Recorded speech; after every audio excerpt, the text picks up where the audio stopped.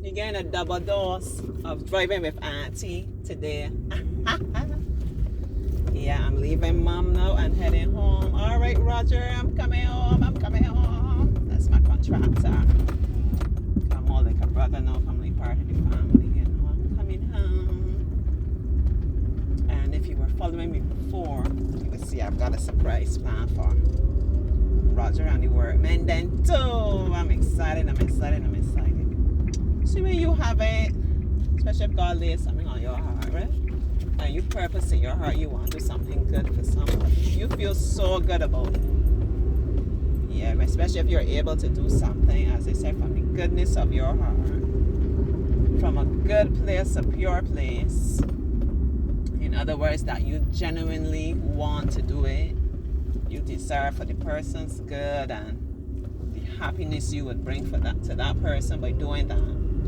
In contrast to if you're just doing something because you feel obliged, oh, I really should, but I don't feel like it, but you know, I should.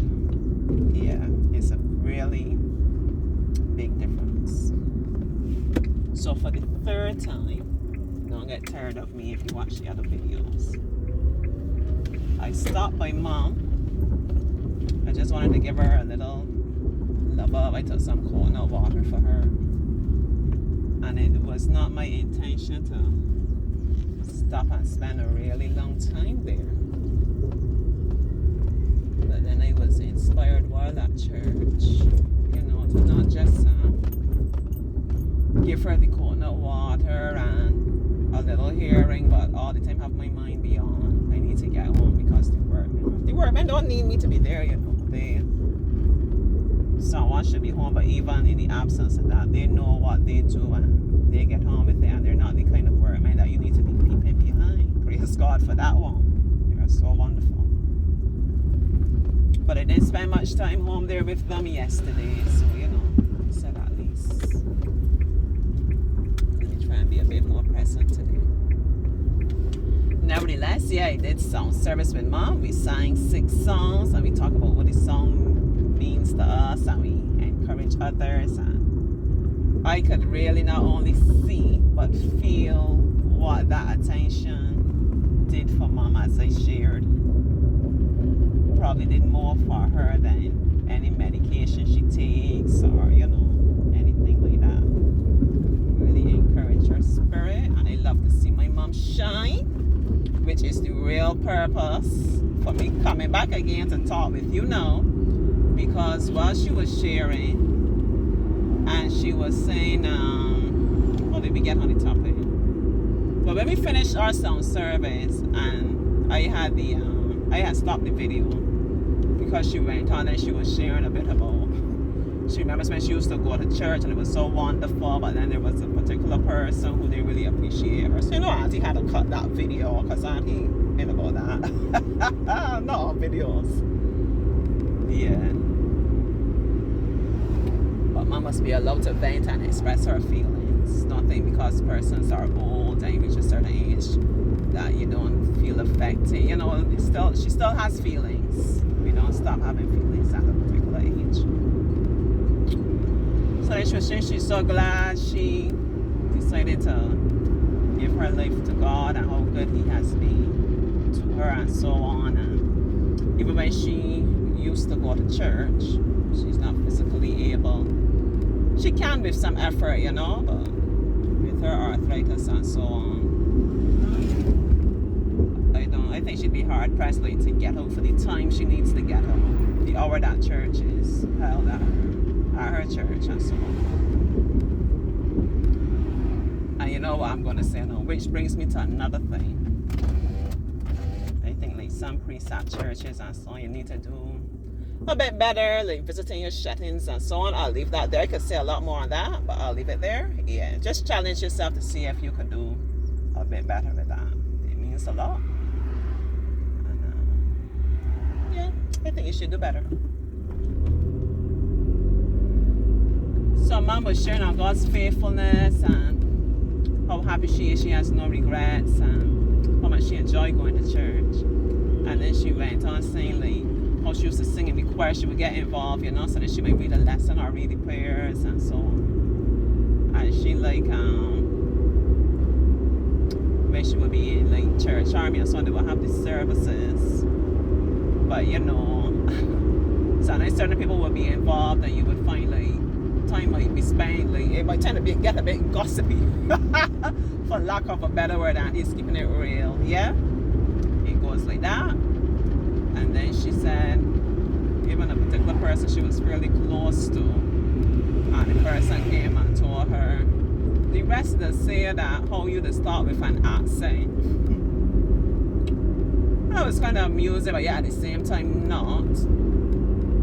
I suppose like if you're friends with someone and they come telling you like the rest they say, and you know, like you be mindful of these things, because is it that you joining with them? Do you speak up for me when this happens, or whatever the case may be?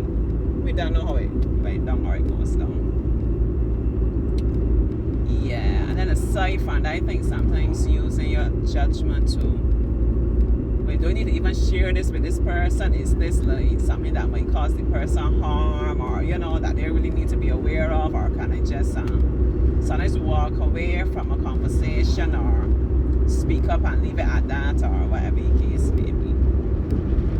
So mom was saying, but of course I'm gonna have a little accent because you know mom lived in New York, you know, for quite a bit.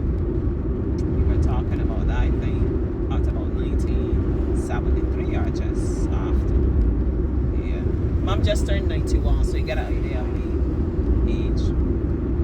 Mom went up there, one of these days I'll share a bit more of mom's journey and so on, you know. But mom was out there during the time that you would have had civil rights and Black Panthers and different things like that. Mom was up there like when people would have gone, and if we talk about having somebody sponsor you, you know, but for most things you work like as a maid and a nanny, and you ain't getting treated too prettily, okay?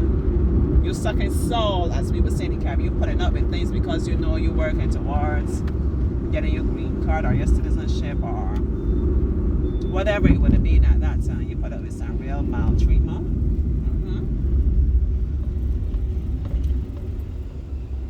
And then she went on, she also spent some time, I think, working as a cashier at a supermarket. And during that time, she was also trying to work towards getting her high school diploma, and mom was coming along pretty well, you know. But due to circumstances, she had to end up coming back here to be with my brother at the time. He would have been, I believe, a teenager at that time. Yeah.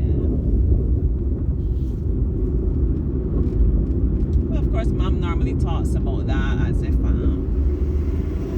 know, it would have been good to explore her potential and see how far that would have taken her, but at the same time, coming back here caused her to meet my father, which caused her to have me, right? So that's the genesis of Auntie. So we give thanks for the journey with all the ebbs and flows and the different directions and the turns and the no entry sign here and the detours there and those kind of things. So mom said, but of course I'm gonna have an accent. So of course you would, but don't worry about that, mom. That is just like, you know, sometimes people grudge you, and I'm speaking now to you, I'm speaking to myself, I'm speaking to everybody on this now, because they perceive greatness in you and they perceive the lack in themselves, right? So that's why people tend to grudge you for things like that. And as I said, I'm speaking to myself now. Right now in my life, to a lesser extent now, but probably it's still something that I'm working on. I have smalled down myself. People also use the word dumb down yourself, you know? In a lot of situations, career-wise a lot, because I'm a person and I give thanks so much for having this kind of spirit. I'm not a person that like goes along with things just for the sake of my advancement, you know? I'm a person I would speak out if I believe,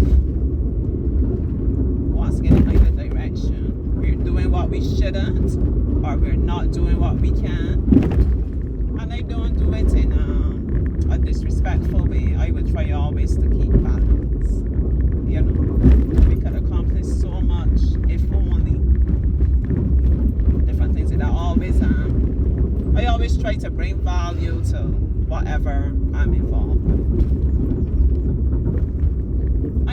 Christ and his people don't appreciate that.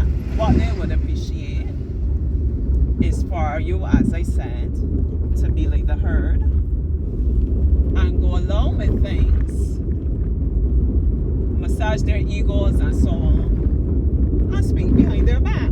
Auntie's keeping it real. Yeah, so I suppose sometimes people think that they can keep me down. They try to keep me down. But the spirit that Auntie has within her is not something that can be contained. In case you haven't noticed, I'm pretty sure you noticed that, you know. And most times where I have experienced that people think they're trying to keep me down. They're not actually keeping me down. They're just giving me a nudge towards like fulfilling my purpose. That's something I would say don't always see at that time, but I can see in retrospect. But I can also say I am at the stage in life now where I can see it at the actual time, right? I can perceive different things that are happening for me and to me and through me are happening for my good and for God's glory. Now, let me also be clear, I am not saying that if people are taking advantage of you, abusing you, ill-treating you in any form or manner, that you should just accept that, you know. Make sure you speak up for yourself. Make sure you look out for yourself, take care, and do what you know you need to do. I'm not sure what's happening. I'm seeing like traffic turning around. You see, look, and here I was talking about how you get detours and so on. Very interesting, you know. Very interesting indeed.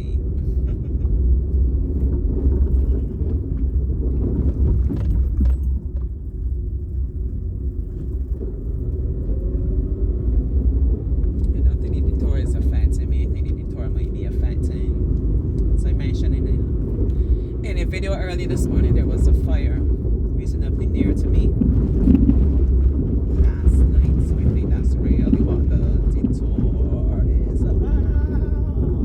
I'm on the bumpy road, just bear with me. So what is Auntie's message in between all the good stuff? Listen, even when I'm rambling and I'm talking all about, rest assured I'm telling you something positive, and it seems like rambling, but that additional part of the story is something that somebody needs to hear. So what are we remembering? We are not allowing anyone to dim our light. We're not shrinking to try to fit into places that are not meant for us anyway. We are not dumbing down ourselves. We're not doing any of those kinds of things. Right? This kind of personality. Usually when I engage with my children, you think like how I work with children. I don't know if I want to keep using the words remedial because I'm very cautious with labels. But you see, when I work with children who have been convinced by the educational system or other persons they interact with that they're not smart and they can't learn and this is not for them, and you know, they're not looking like they're going to be independent leaders and things like that, and Auntie comes and works with them and these children shine. We think that's just something theoretical because Auntie has the ability to comprehend this and then impart knowledge on children. That's part of it, right? And I was actually challenging myself because I was having a conversation last night where someone was asking me if I'm a teacher, if that's my profession, because they looked at one of the videos that I shared. And I said, no, that's not so much my profession, that's my gift. So then I was challenging myself, you know, just you need to own it and like just say yes and so on. But thinking it through now, I think I'm glad that I brought it over that way and took the time to share with that person how my journey has evolved and is still evolving, how I got into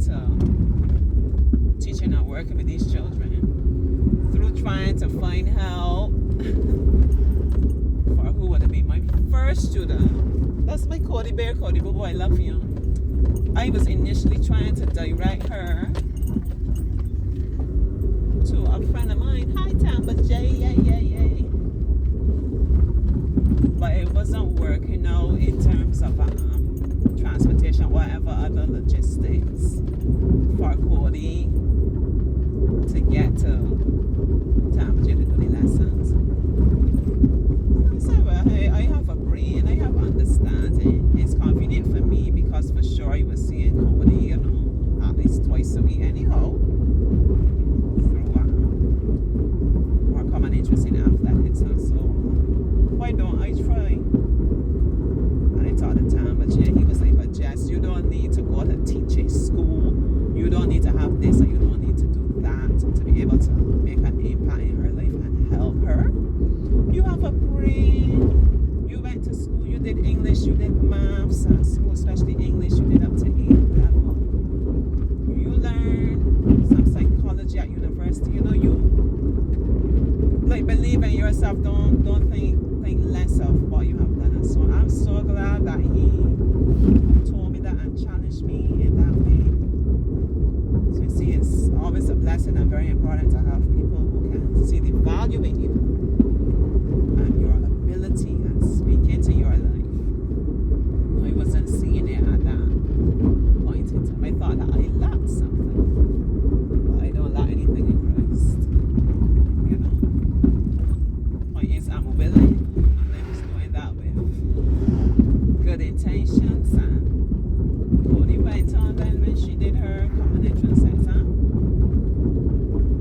Common entrance is like an exam that you do when it's time for the child to transition from primary school to secondary. And we have a lot of similar things throughout the Caribbean, just probably used different.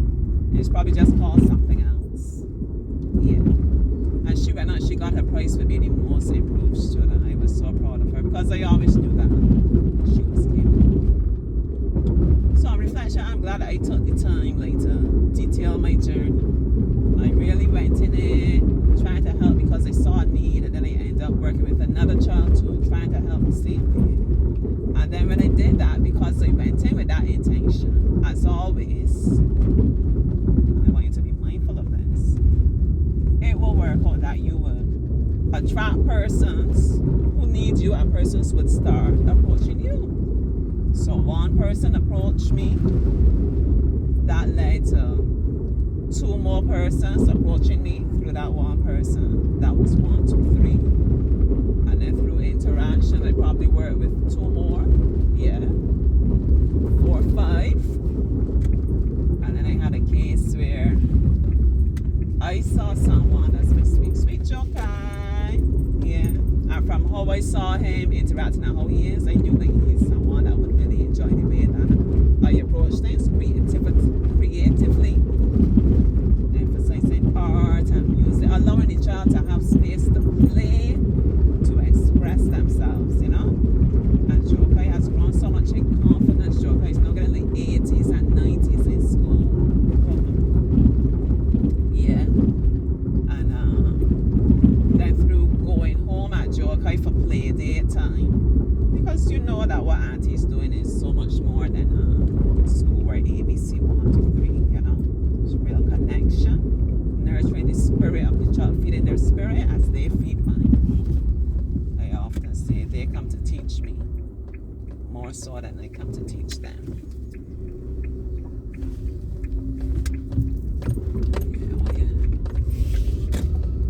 Auntie's soon home. You're doing a good job keeping my company,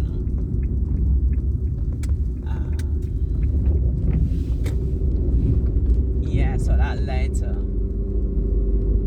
me working with another child in the neighborhood. When I approached the mom, because once again they perceive a need. And then the other children, through seeing me interact with Joe, kind of additional child, they, their aunts to have lessons to them. When I say their aunts, they're very persistent in asking their mom, can I have lessons? Can I have lessons? They wouldn't give up. I love that. That's where it is right now. And then through sharing my journey with the children, once again, not just in terms of academics, but in terms terms of us growing together and learning together, you know. Someone seeing that it led to Martin. I come to try to turn around. Yeah. Martin. I don't know if I'm gonna be able to do that. Let me see. Challenging Auntie's driving skills now. I'm not so sure how it's gonna work, but we go try. One thing we gonna do is we gonna try. Hey, lovely Auntie got me, okay, man. Auntie, don't give up. Auntie ain't giving up until.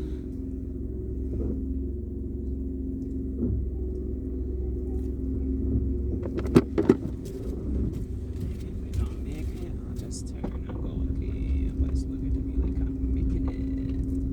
Yeah. Where there's a will, there's a way. Yeah, so then a gentleman that's my superstar, Barney, approached me about getting some help for his son. That's my other superstar, Joshua Boo. Joshua's very intelligent as well. That is being that wasn't coming out through standardized kind of testing and standardized kind of teaching. Very intelligent, very gifted, has a wonderful sense of humor and a wonderful personality. Loving, very mature for his age, always someone to speak a positive word, right? Very determined and very focused. And I could go on. Yeah, Auntie's home. No place late. Alright. A whole 22 minutes we spend together is a long one. Whoever takes the time to watch this, whether one time or in little chunks, I appreciate you. Yeah. I didn't think it would have taken me so long. Yeah. So that's it. Will you remember from what I told you once again? Don't dim that light. Don't doubt your purpose. Don't allow anybody to distract you with their folly, their little petty things. There's a reason you were created the way you were created. There's a reason you are who you are. Yeah. And there's a place for you. Don't try to shrink. Don't try to change yourself, your configuration, in order to try to fit into spaces where you don't belong. The different gifts you have, the different things that have been birthed in your spirit and so on, there are people out there. The right people would appreciate that. When I say the right people, I'm speaking either professionally or personally, right? Where I am right now, aside from my teaching, where I am now in terms of my career otherwise, I seem to be gravitating towards doing a lot of environmental work. I'm absolutely loving that because also I'm a person very grounded in nature. Nature means a lot to me. Yeah. Spiritually, you know? Yeah. Gets me kind of emotional. Rather spending time in the sea, rather spending time like gardening and feeling the earth underneath my feet and that kind of thing. It really does a lot for me. So I'm happy to be able to be involved in work like to safeguard that. And I'm happy to be able to do my work in a way that allows me the freedom to share my story, to personalize that. Because sometimes when you're doing that kind of work too, it can get like very political, you know? But that's not how I tend to approach it. And I'm glad that I'm working in a space that allows me, you do what you have to do, because after all, it's not work that's being done like for Auntie alone. It's work being done like for Barbados and for like the greater good, the greater common good. So I don't do it a way that has it all about me. But even in doing it, I'm able, as I said, to do it in a very personal way, and people appreciate that. They find it refreshing because, that's something that has been missing for a long time. Yeah, and on the personal level now, once again, when I can get tired of me saying it, but I'm giving a special shout out to my Moo Boo Boo, who one of the things I love about him, he anytime he's appreciating me, He always appreciates me, but supposedly it's my birthday or some special occasion. There was once on my birthday. He has sent me a message, happy birthday, Jess. And like saying the different qualities that he admires in me, the enterprising Jess, the strong Jess, the loving Jess, the caring Jess, like seeing my efforts with the children, seeing the way that I am. And he also told me, he said, the sensitive Jess.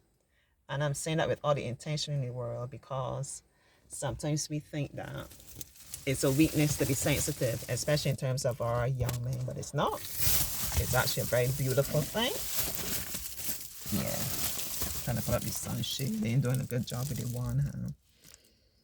So I'm glad that I found in him someone who's prepared to accept me as I am. Like we grow together, we share things with each other, and you give me those gentle nudges, like, well, just you could do better, and let me work on this or whatever. But at the same time, very accepting. And when I would say, supposedly I fall short or I don't do as good as I know I can, he never takes his eyes off the goodness in Jess. You understand? Yeah, really beautiful spirit, really beautiful. Love you, Momo. You're too sweet. So I've never forgotten that he took the point to write the sensitive Jess to show me that the beautiful Jess, the package of the beautiful Jess, the sensitive Jess is a very big part of that. I start to sweat now, so I'm leaving you, right? I leave you. Have a wonderful Sunday and a wonderful week. I make up for all the time I wasn't doing these videos. Bye-bye. I love you.